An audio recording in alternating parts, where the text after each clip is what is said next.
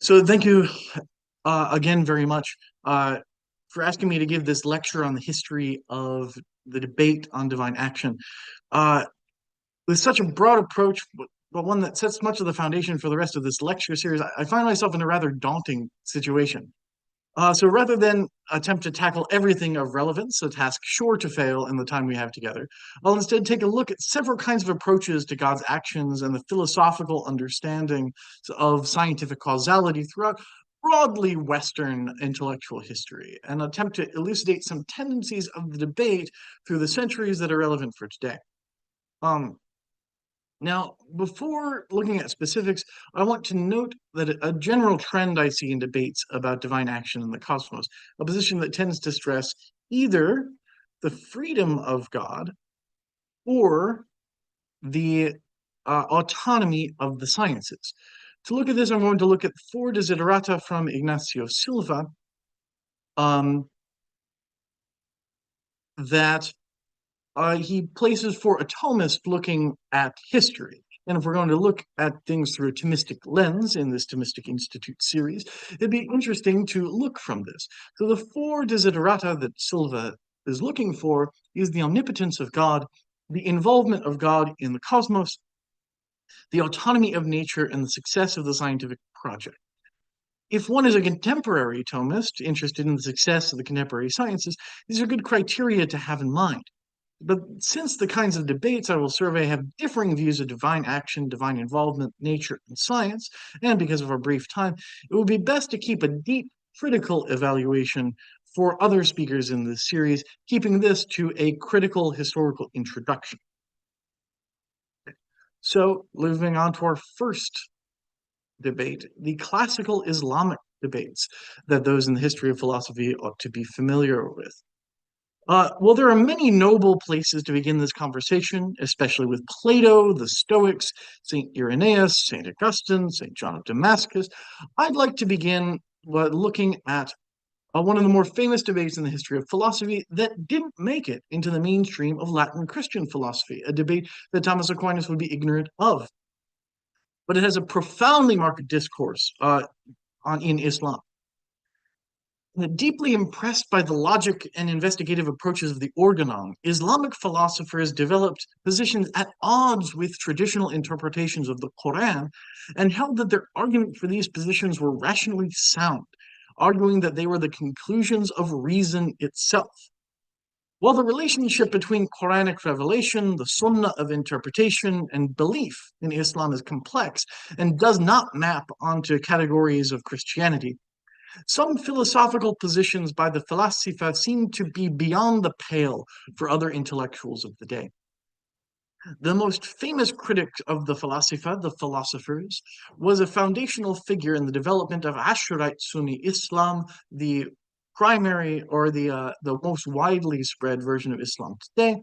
Abu Hamid Muhammad al-Ghazali, a Persian polymath of the 11th and early 12th centuries AD, 6th and 7th centuries Annos Hijra.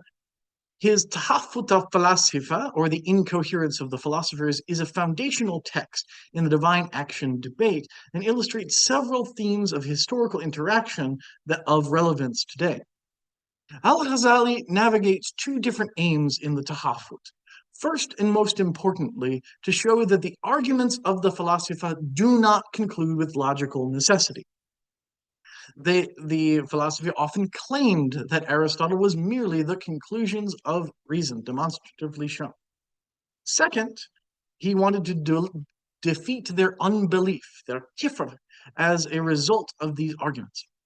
Well, al-Ghazali spends the majority of the work refuting philosophical arguments on the eternity of the world and emanationist theology.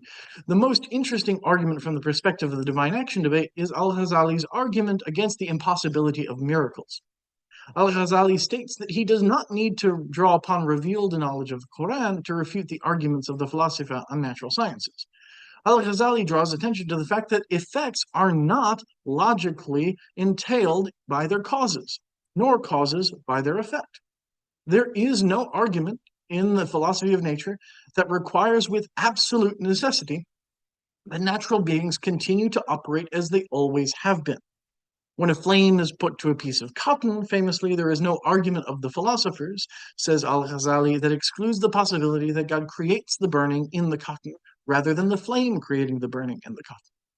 Since there is no absolute or logical connection between cause and effect, our habitual patterns of observation are, consistent with and must allow for at least the possibility that God creates not just all normal effects, but even extraordinary effects, such as changing a book into a boy or into a dog.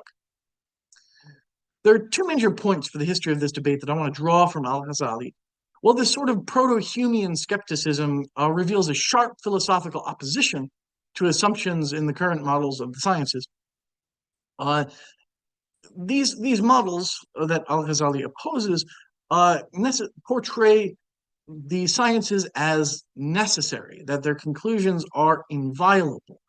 Whereas al-Ghazali's logical skepticism about the over-application of scientific findings is echoed in some anti-realist philosophers of the 20th century, particularly in a warning from physicist Pierre Duhem in his Underdetermination of Theory by Data, and Thomas Kuhn's sociological theory of scientific revolutions. Just as al-Ghazali claimed that the Aristotelians held that nature produced their effects necessarily, and showed there was no logical necessity of this being the case, Duhem famously explicated several competing and even contradictory theories that could explain experimental observations, warning that the line from empiricism to metaphysical truth was not a clear one. Coupled with Kuhn's analysis, the scientific paradigms undergo revolutionary change based on sociological factors rather than merely competing observations. Some of the Ghazalian skepticism is necessary even for the theologian interested in the contemporary sciences. The sciences cannot and do not claim to give the last word about reality, and an openness to change in scientific findings ought to caution the theologian against interested in foundational truths from founding them on a shifting foundation of contemporary results. The second point in the history of the debate is the emphasis on the reliability of the sciences in the Enlightenment and beyond, leading to a marginalization of the metaphysical approach to the sciences. The metaphysical approach to the sciences is making a revival at the present moment for exactly the reasons al-Ghazali explicated. Islamic occasionalism is a classic metaphysical position about divine action in Ash'ari to Islam, and it has been dismissed by many leading figures in divine action debates. This metaphysical approach, God creates everything, both the entire universe and observed effects, constantly. Part of the theological reasons for such a metaphysical position consist in the exclusive creative power of God, importantly shared with no creature in the Ash'ari reading of the Quran. To share in creation is to commit idolatry, to associate creators with God. This is particularly the case with Neoplatonic emanationist metaphysics that al-Ghazali was arguing against in the Tahafut. And this would compromise divine oneness, the worst sin in Islam, shirk, that association with God, the creative power of God with anything else. Contemporary Islamic scholars such as Shoaib Malik and Ozgur Koja have made compelling defenses of such a theological approach in contemporary scientific environments, drawing on arguments from Ash'ari Islam. On scientific and logical grounds, there is nothing a priori that disqualifies such an occasionalist approach to divine action in contemporary discourse. So this debate is the first one I wanted to touch on. Moving on to the Augustinian tradition in our second moment of our selective debates. This is the Thomistic Institute, so there will be plenty of engagement with the high medieval synthesis of St. Thomas Aquinas in other lectures in this series. So for the purpose of this lecture, we will glide lightly over this extraordinarily fruitful time in Latin Europe for debates on divine action. Before passing on to the early modern shift and the mechanistic and deistic interpretations of God-world relations, a word is in order about the Augustinian tradition of divine action. So looking at the third criterion, The fourth criterion, the success of the scientific project. Saint Augustine's mature work, De Genesi ad Litteram, contains a caution and rebuke of Christians against attempting to use scripture to argue for astronomical systems which contradict the findings of the astronomers, lest Christians be exposed to shame by the pagan world, who will then imagine that Christianity contains such errors and ignorance as are easily refuted by observation. St. Augustine here seems to defend the success of the scientific project as something required in Christian interpretation for Scripture. We can have more of a conversation about that if we'd like, but that's a very clear statement of the success of the defense of the scientific project especially after the intelligent design debates in America, might strike us as, excuse me, I'm getting over an illness bit here, as surprising to us in the modern world that this was already thought about. St. Augustine's approach to other aspects of divine action take a great deal from the Neoplatonic tradition of the perfect transcendence of God and creatures' participation in God's act of creation, the very thing in different ways that was condemned by al-Ghazali. Creatures are in God without thereby God's transcendence being compromised by limitation, because God is closer to them than they are to themselves, and because the eternal, immaterial, unlimited God is incapable of being limited or changed by creatures. The omniscience of God and the omnipotence of God are important markers of the divine nature in classical theism, but the intimacy and Neoplatonic participation and dependence of creatures on God are major hallmarks of the Augustinian conceptions of God. One of the distinctive aspects of the Augustinian God-creature interactions is the rationes seminales, or the rationes causales, developed most in Augustine's De Genesi ad Litteram. St. Augustine held that God created the cosmos all at once, with the 6 days of creation largely holding a teaching value for the reader.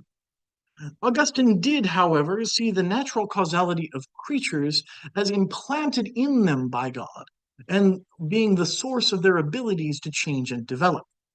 For St. Augustine, this development from the rationes seminales develops not only in the growth of the maturity of individual creatures, but is also responsible for the diversity of genera in creatures, pointed to by some scholars as proto-evolutionary. Well, this is an overstatement, I think. St. Augustine uses the concept to navigate God's eternal foreknowledge of all creaturely forms and the gradual appearance of these forms in the cosmos, departing from the Aristotelian static universe, where no new diverse species emerge from pre-existing different species. For St. Augustine, the potential for these new forms to emerge are present in creatures and develop according to God's plan. As the rationes seminales have been implanted by God, St. Augustine holds that this cosmos is also open to God's will in working miraculous actions. The rationes seminales would not be sufficient for the foundation of such actions, as miracles would be against and above their natures if they were to do it by themselves. St. Augustine's understanding of God and creatures provide fascinating possibilities for contemporary application, especially with respect to natural causes, showing his support for all 4 of Silva's desiderata. The climax of Augustinian and Aristotelian tensions reach a head in the 13th century with the controversies about the eternity of the world, that same topic, unbeknownst to these Latins, that was the primary subject of al-Ghazali's attack on Aristotelian philosophy. Leaving aside for the moment St. Thomas Aquinas, the medieval Augustinian and Greek Dionysian strains of thought find their union in St. Bonaventure of Bagnoregio, especially in his late synthesis Colazione super Hexamera. St. Bonaventure stresses the primacy of God's power and more the primacy of theology over philosophy and the sciences for the source of truth about the universe. The debate on divine action in St. Bonaventure centers primarily on the theological implications of Aristotelian scientific and philosophical positions, especially the eternity of the world, as we just mentioned, but also the unicity of the intellect and the doctrine of fate. All 3 of these positions, St. Bonaventure argues, severely undermined the Christian commitment to the doctrine of God, the creation of the universe, the immortality of the soul after death, and perhaps most importantly, human freedom and personal responsibility for action. We can look at the Aristotelian doctrine of fate as a kind of determinism, classical determinism before determinism of the sciences. Arguing both on internal philosophical grounds against the soundness of Aristotelian proofs and on theological grounds against the truth of these positions, St. Bonaventure unknowingly parallels al-Ghazali's approach to the same Aristotelian positions in Arabic literature to which he lacks access. It is increasingly the focus of scholarly literature that even when St. Bonaventure poses these conclusions of the Aristotelian sciences, St. Bonaventure still incorporates an enormous amount of Aristotelian philosophy into his philosophy and theology, interpreting Aristotle through the lens of God as metaphysical and exemplar cause, as foundational and architectonic, rather than taking Aristotle's conclusions as part of his system.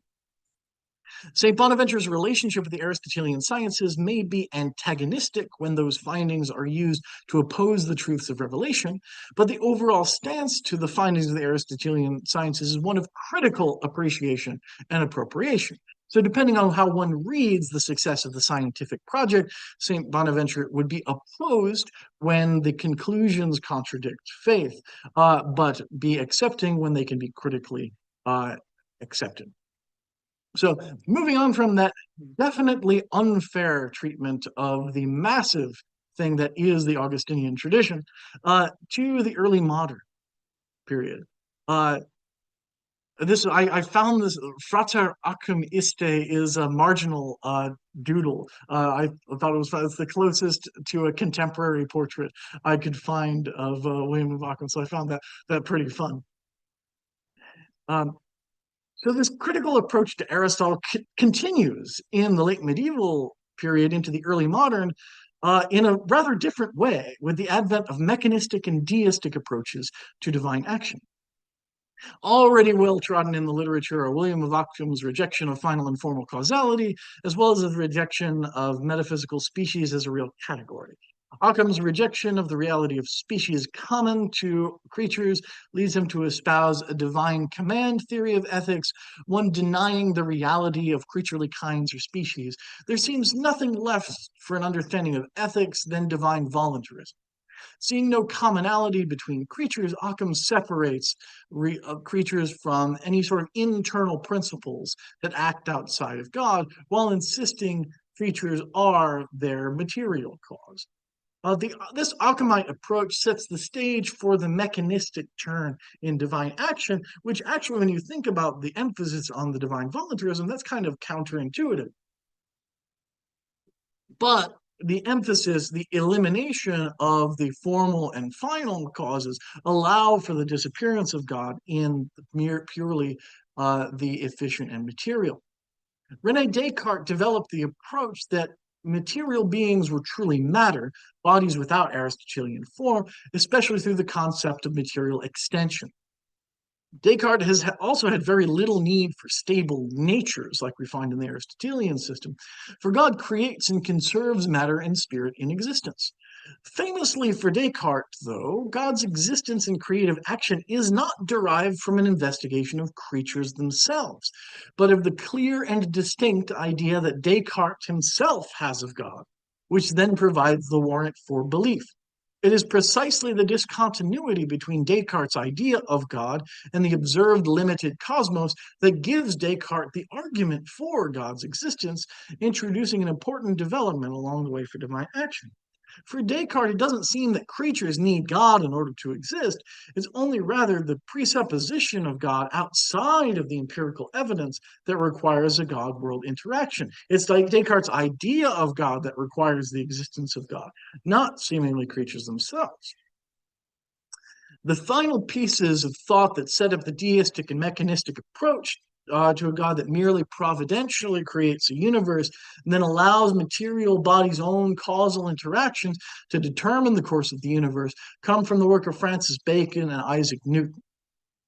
Continuing the anti-Aristotelian criticism of innate causal powers, both Bacon and Newton promoted views of the cosmos and of the new mathematical physics in which only extended bodies were the primary inhabitants of the cosmos.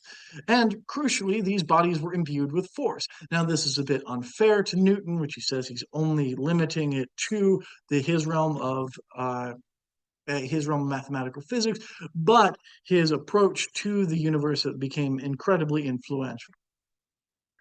The imbuing with force and the concept of inertia, that those forces would continue to be effective unless acted upon by external physical forces, allows for the development of the deistic position on divine action, where God would not intervene and the laws of nature had their autonomy over the action of creatures.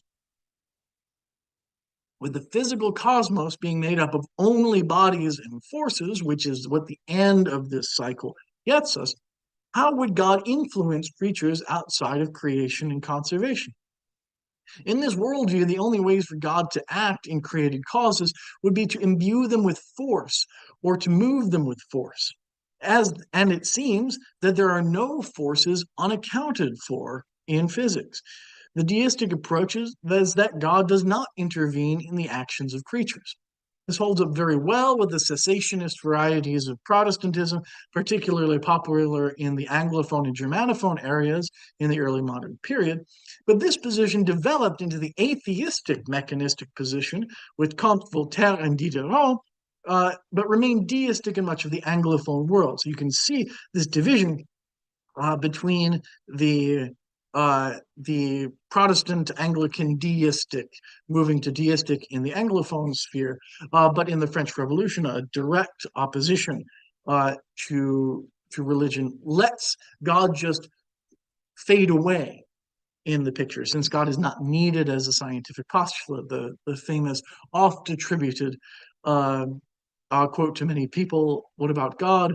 Well, sometimes Diderot, sometimes Comte. I have no need for that hypothesis. So the deistic and mechanistic approaches to the universe are still very influential in the way that science is taught to scientists, which is something that we can speak about later. Since we are all mostly familiar with this kind of approach, I'm going to move on to the Germanic idealism and process philosophy, incredibly influential in contemporary debates. So we had the empiricist side of modern European philosophy, and it's had its influence, but the rationalist side of modern European philosophy has also had its influence. I point to a key figure here that I don't think is often as credited in the debates as should be, Baruch Spinoza. While he's not mentioned frequently in the contemporary divine action project figures, his kind of reasoning looms large in the figures that considers the rationality of the cosmos to be reflective of the rationality of the divine nature. Among Spinoza's more important positions are that God is the only being that exists independently. Everything else exists in God, and that everything that comes from God is necessarily determined to come from God in exactly the way that it is. For Spinoza, God's attributes are infinite and unchangeable. Anything that flows from the divine attributes must also be set in on its course in an unchangeable way. All finite creatures are caused by God's infinite divine attributes, and therefore determined to be and act in exactly the ways required by the divine attributes. As the divine attributes are necessary consequences of God's infinite substance, and finite things are necessary consequences of the divine attributes, the entire order of nature is completely determined and necessary, lest the very laws of God's own existence be violated. The entire order of nature is therefore fixed and necessary because of the nature of God. Laws of nature, therefore, are necessary consequences of the divine natures being the first self-caused cause. In this Spinozistic context, the actions of the cosmos are determined by their necessary emanations from the divine substance and are not free to be otherwise. For God to change the course of the cosmos would be for God to change himself. Hence Spinoza's famous dictum, Deus sive natura, God or nature is an expression of the coherence of nature to the divine substance and the impossibility of God acting otherwise in his creation in the universe. God has no free will with respect to creation, because otherwise there would occur contradictions of God being able to create against his nature. The exact opposite of Achaemite voluntarism, God can not only not change the nature of the cosmos, but he cannot change the caused actions of creatures. The deference to the laws of God, the deference to the laws of nature, rather, binding even God, has been influential in contemporary figures in divine action debates. This development of Spinozistic monism into Kantian idealism has also made its major mark on the divine action debates. While contemporary debates, again, are not framed in terms of Kantian epistemology, the immutable laws of nature, being coupled with their identification with rationality, play important framing roles in this debate. For Kant, the laws of nature, particularly human experience of time and space, hold a priori transcendental formal roles. The mathematical certainty of the laws of nature is a priori to this experience of observations in human reasoning. And the regularity of the cosmos is a feature of human rationality, not of the cosmos itself. Now, while Kant is certainly too complex to do justice to in this lecture, the identification of the laws of nature with rationality has had its effect on contemporary debates. For God to oppose the laws of nature, if the laws are identified with rationality, would be for God to be irrational, something contradictory to the very idea of what God is. Divine intervention in the natural order then would be irrational and contradictory to the very idea of God. The sciences, on the other hand, enjoy the status of being identified with rationality in the Kantian position, and this identification of science as an indication of the rationality of the cosmos is very popular in contemporary debates. Now, emerging from post-Kantian and Hegelian idealism is another very influential school of thought in the Anglophone world, Emergentist and Process Theology. While Hegel allowed for the developmental change of the absolute, thinkers like Samuel Alexander, C.D. Broad, Alfred North Whitehead, and Charles Hartshorne also followed this development thesis of the absolute of God. Anglophone emergence and process thinkers were undoubtedly influenced both by Darwinian evolution and by Hegel's panentheism. Panentheism, as the name implies, is that the cosmos exists in God, but that God is not coextensive with the cosmos. The indwelling of the cosmos has been used by contemporary thinkers to different effects, from eliminating the search for a causal joint to making sense of a God who can influence the cosmos through an infusion of energy or for information or other acts of providence. Such an approach is deliberately different from a classical understanding of an unchanging God, and claiming that God is in fact changed by the cosmos.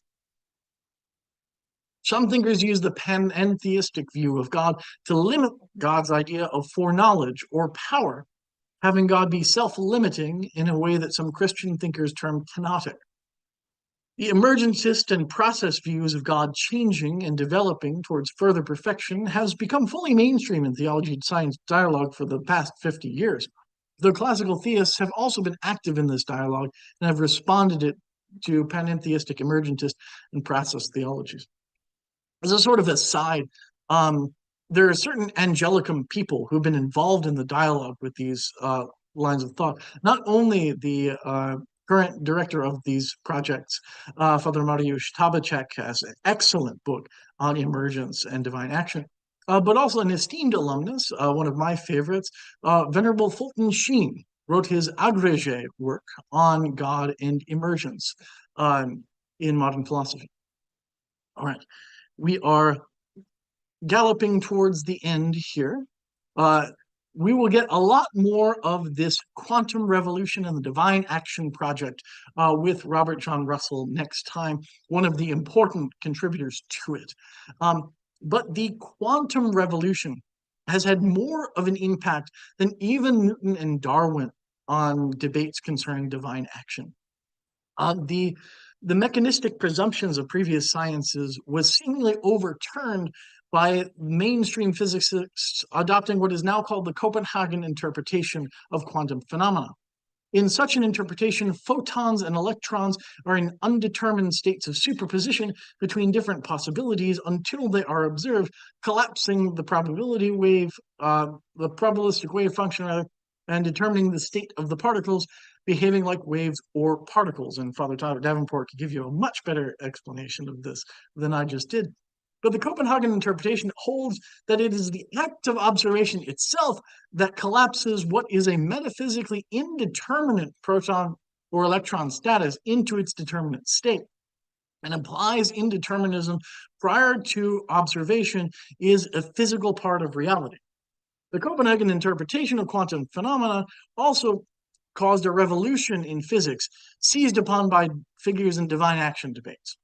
Adopting the universe from a mechanistic one to one where the only influence one can have on another is through physical force, many scientists turned theologians seized upon quantum phenomena as a space in which divine action is possible without disturbing the practice of the sciences.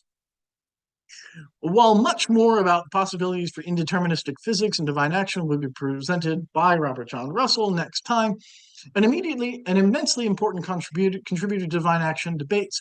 Some other important representatives of this school are William Pollard's 1958 Chance and Providence, as well as the Divine Action Project in the 1990s, a partnership between the Vatican Observatory and the Center for Natural Theology and Natural Sciences in California.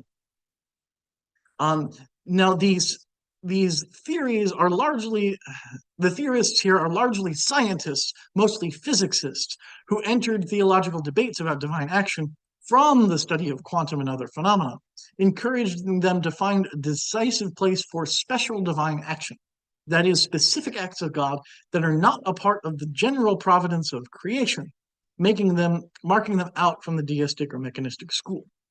They entered this space on the conviction that their quantum indeterminacy allowed space for specific actions of God that did not compromise the actions of science or creaturely autonomy, or desiderata 3 and 4. Because God could work through existing quantum phenomena. While there is much discussion about this, Robert John Russell will give the next lecture, so I won't add any more there. Just one more point in this. This space has been influenced by a giant in the field, Ian Barbour. While space does not permit doing justice to his thought, two major contributions on the methodological and metaphysical levels are appropriate. On the metaphysical level, he introduced panentheism and process theology in a serious way to reflection on the sciences. So he brought Whitehead and Hartshorne into the contemporary debate. Barbour also introduced an important schema for interactions between science and theology, their conflict, independence, dialogue, and integration. Each of these categories can apply to both expositors of the sciences and of theologians approaching them. Conflict applies to determinists and biblical literalists who deny the ability of theology to be compatible with science. Dialogue acknowledges independence. Conflict are those who deny the ability of theology and science to be compatible. Independence, like Stephen Jay Gould, maintains that the findings of theology and the sciences do not overlap at all, and so have no possibility of conflict.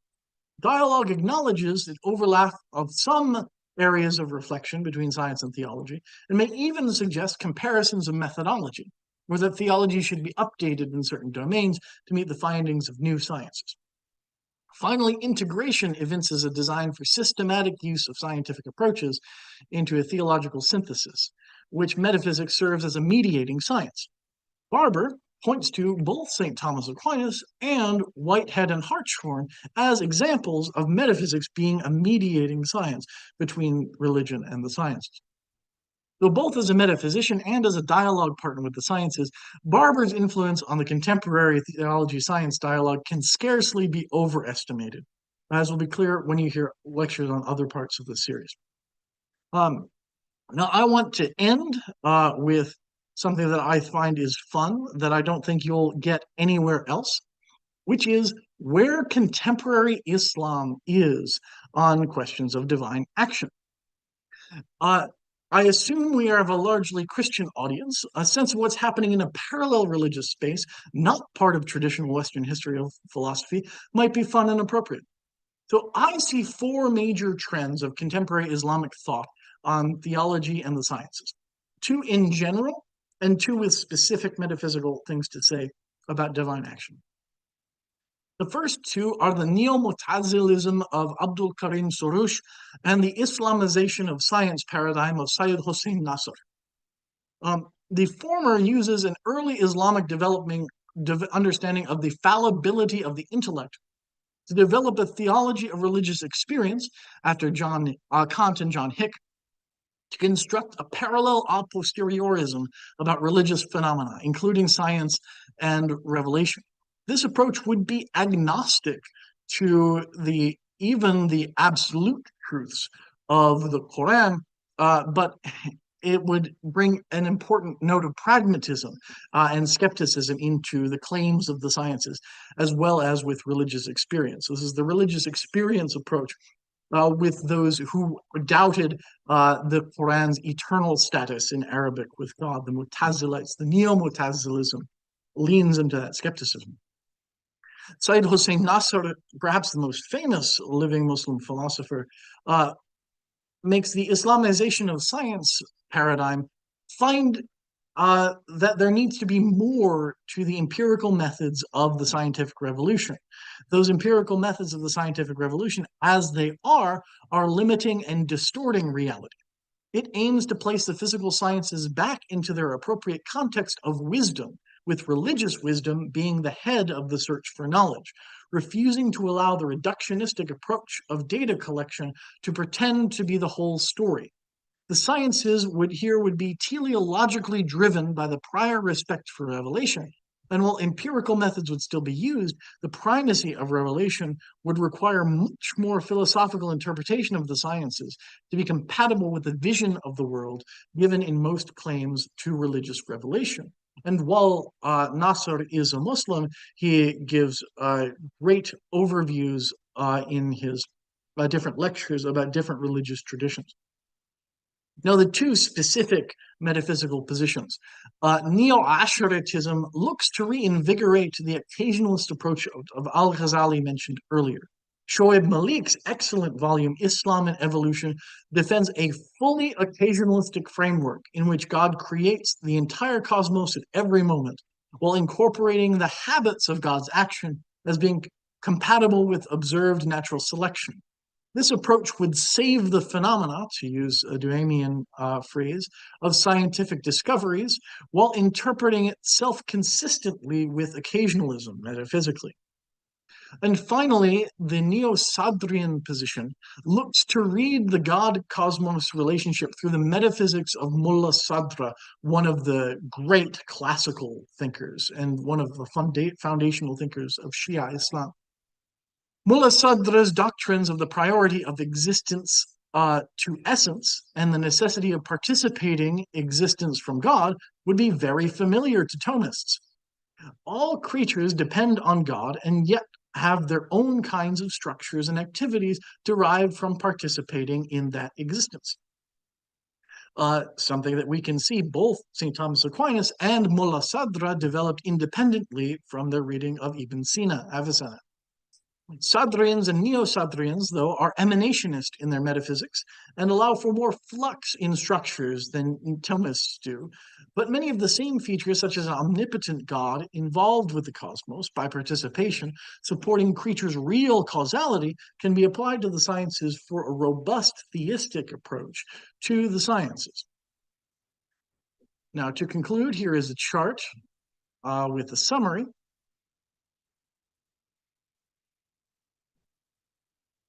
As we can see, there are a few positions in the history of divine action debates that reach all four of Silva's Thomistic desiderata.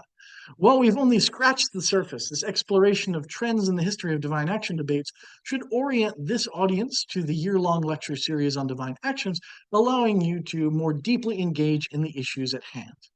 Thank you.